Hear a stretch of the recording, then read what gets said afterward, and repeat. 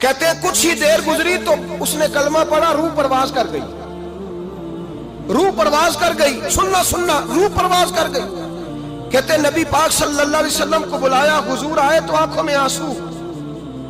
نبی پاک صلی اللہ علیہ وسلم نے سر پہ ہاتھ پھیرا اور پہلے حضور نے جملے ارشاد فرمایا تم غسل دو، کفن دو، میں خود اس کا جنازہ پڑھاؤں گا۔ پھر حضور نے فرمایا نہیں، اسے غسل نہیں دینا، ارادہ بدل گیا، پروگرام تبدیل ہو گیا، اسے غسل نہیں دینا، کفن نہیں دینا۔ حضور کیا کرے؟ فرمایا اس کی اماں کو جا کے بتاؤ۔ یہ نہیں فرمایا بلا کے لاؤ، اماں کو جا کے بتاؤ۔ حضرت انس کہتے ہیں میں نے کوئی نرالا سے رنگ دیکھا، کوئی منفرد سے انداز دیکھا، ہمیں بھیج دیا اماں کو بلاؤ، اور خود نبی پاک اس کمرے سے نکل گئے اور حضور کے آنسو بھی یکدم خشک ہو گئے، مزاج بدل گیا، پریشانی بدل، اماں کو بلاؤ اس کی۔ پتہ نہیں ارادہ ہے محبوب کیا ہے، ارادہ ہے خدا کیا ہے۔ کہتے اس کی اماں کو جا کے خبر دی تو ماں کو تو بس کوئی اتنا بتا دے کہ بیٹا سائیکل سے گر گیا ہے، سائیکل سے گر گیا ہے۔ اماں ساری رات سوتی نہیں۔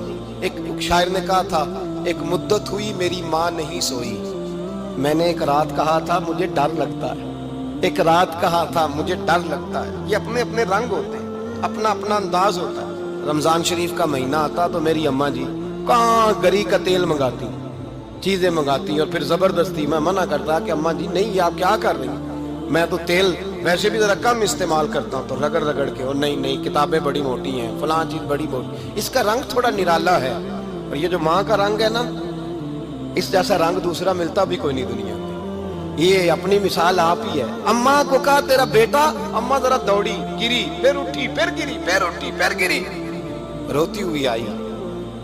کہتے ہیں پیچھے وہ روئی، لیکن جب بیٹے کی میت کے قریب آئی تو اب نہیں روئی۔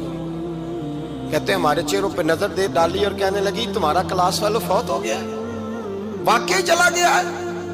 کہاں؟ پردہ کر، واقعی؟ کہاں؟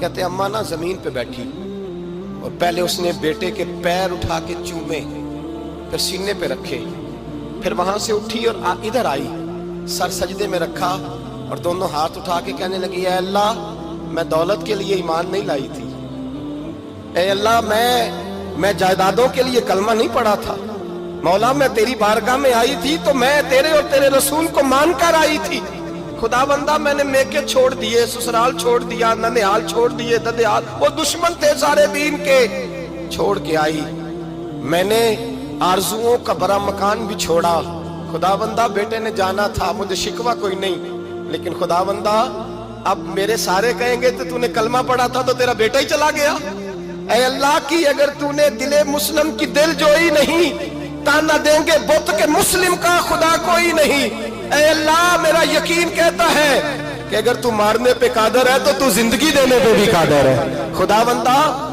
بندہ کافروں کو راضی نہ کر، وہ خوش ہو جائیں گے، وہ مجھ پہ تانے کسیں گے، پھپتیاں کسیں گے، اے عرش کے مالک رحمت کا دروازہ کھول، میں تیرے نبی کی بارگاہ ناز میں رہتی ہوں، نظر فرما۔